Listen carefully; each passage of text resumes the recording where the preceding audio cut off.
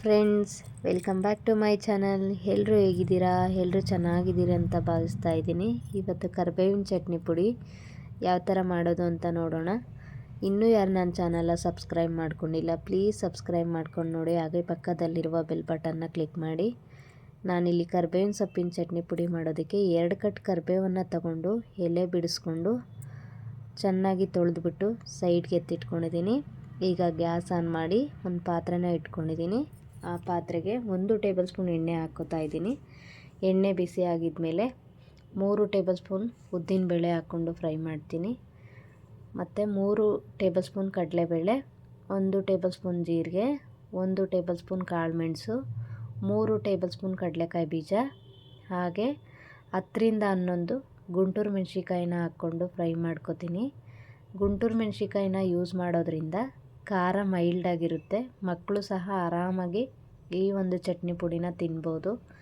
ಈಗ 1 ನಿಂಬೆಹಣ್ಣು ಗಾತ್ರದಷ್ಟು ಹುಣಸೆಹಣ್ಣು ಸಹ ಹಾಕ್ಕೊಂಡು ಇವೆಲ್ಲ ಚೆನ್ನಾಗಿ ಫ್ರೈ ಮಾಡ್ಕೊತೀನಿ. ಇದು ಫ್ರೈ ಮಾಡ್ಕೊಂಡಿದ್ದಾದಮೇಲೆ ಒಂದು ಜಾರ್ಗೆ ಎತ್ತಿಟ್ಕೊತೀನಿ. ಈ ಮಸಾಲೆ ಎಲ್ಲ ತಣ್ಣಗಾಗಬೇಕು. ಬಿಸಿ ಇರುವಾಗಲೇ ರುಬ್ಕೊಂಬಿಟ್ರೆ ಜಾರ್ಗೆಲ್ಲ ಅಂಟ್ಕೊಂಡ್ಬಿಡುತ್ತೆ. ಹಾಗಾಗಿ ಮಸಾಲೆ ತಣ್ಣಗಾಗೋವರೆಗೂ ಬಿಟ್ಟು ಆಮೇಲೆ ರುಬ್ಕೋಬೇಕು. ಈ ಮಸಾಲೆ ತಣ್ಣಗಾಗೋ ಅಷ್ಟರಲ್ಲಿ ನಾನು ಕರಿಬೇವಿನ ಸೊಪ್ಪನ್ನು ಸಹ ಹುರ್ಕೊಂಬಿಡ್ತೀನಿ. ಈಗ ನಾನಿಲ್ಲಿ ಕರಿಬೇವಿನ ಸೊಪ್ಪು ಹುರ್ಕೊಳ್ಳೋದಕ್ಕೆ ಎಣ್ಣೆನ ಯೂಸ್ ಮಾಡ್ತಿಲ್ಲ, ಡ್ರೈ ಆಗಿ ಹುರ್ಕೋತೀನಿ. ಒಂದು 4 ಕಪ್ಪು ಕರಿಬೇವಿನ ಸೊಪ್ಪನ್ನು ಹಾಕ್ಕೊಂಡು ಹುರ್ಕೋತಾ ಇದ್ದೀನಿ. ಈ ಒಂದು ಚಟ್ನಿ ಪುಡಿ ತಿನ್ನೋದ್ರಿಂದ ನಮಗೆ ಕಣ್ಣಿಗೆ ತುಂಬಾ ಒಳ್ಳೆಯದು. ಹಾಗೆ ಹೇರ್ಗೆ ಮತ್ತು ಸ್ಕಿನ್ಗೂ ಸಹ ಅಷ್ಟೇ ನಮಗೆ ಇದು ಹೆಲ್ಪ್ ಮಾಡುತ್ತೆ. ಈ ಒಂದು ಕರಿಬೇವಿನ ಸೊಪ್ಪು ನಾವು ಸಾಮಾನ್ಯವಾಗಿ ಒಗ್ಗರಣೆಗೆ ಯೂಸ್ ಮಾಡ್ತೀವಿ.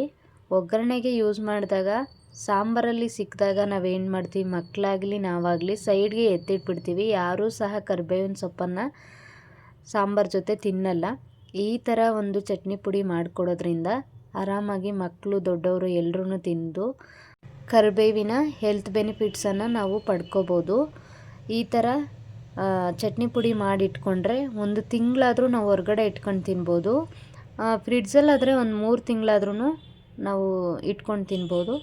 ಈಗ ಕರಿಬೇವಿನ ಸೊಪ್ಪನ್ನೆಲ್ಲ ಡ್ರೈ ರೋಸ್ಟ್ ಮಾಡಿಕೊಂಡು ನಾನು ಒಂದು ತಟ್ಟೆಗೆ ಎತ್ತಿಟ್ಕೊಂಡೆ. ಈಗ ಅದೇ ಪಾತ್ರೆಗೆ 1 ಹಿಡಿಯಷ್ಟು ಕೊಬ್ಬರಿ ತುರಿನ ಹಾಕ್ಕೊಂಡು ಅದನ್ನು ಸಹ ಡ್ರೈ ರೋಸ್ಟ್ ಮಾಡ್ಕೋತೀನಿ. ಅದಾದಮೇಲೆ ಆಲ್ರೆಡಿ ತಣ್ಣಗಾಗಕ್ಕೆ ಇಟ್ಟಿದ್ವಲ್ಲ ಆ ಒಂದು ಮಸಾಲೆನ ತರಿಯಾಗಿ ರುಬ್ಬಿಟ್ಕೊಂಡಿದ್ದೀನಿ. ಈ ರುಬ್ಬಿಟ್ಕೊಂಡಿರೋದಕ್ಕೆ ಕರಿಬೇವಿನ ಸೊಪ್ಪನ್ನು ಹಾಕ್ಕೊಂಡು ಇದನ್ನು ಸಹ ತರಿಯಾಗಿ ರುಬ್ಕೋತೀನಿ. ತರಿಯಾಗಿ ರುಬ್ಬಿದ್ದಾದಮೇಲೆ ಅದಕ್ಕೇ ರೋಸ್ಟ್ ಮಾಡ್ಕೊಂಡಿರೋಂಥ ಕೊಬ್ಬರಿ ತುರಿನ ಹಾಕ್ಕೊಂಡು ಮತ್ತು 1 ಟೇಬಲ್ ಸ್ಪೂನು ಕಲ್ಲುಪ್ಪನ್ನು ಹಾಕ್ಕೊಂಡು ಮತ್ತು ಒಂದು ಸ್ವಲ್ಪ ಹಿಂಗನ್ನು ಹಾಕ್ಕೊಂಡು ಸ್ವಲ್ಪ 1 ರೌಂಡ್ ತಿರುಗಿಸ್ಕೊಂಡ್ರೆ ಸಾಕಾಗುತ್ತೆ.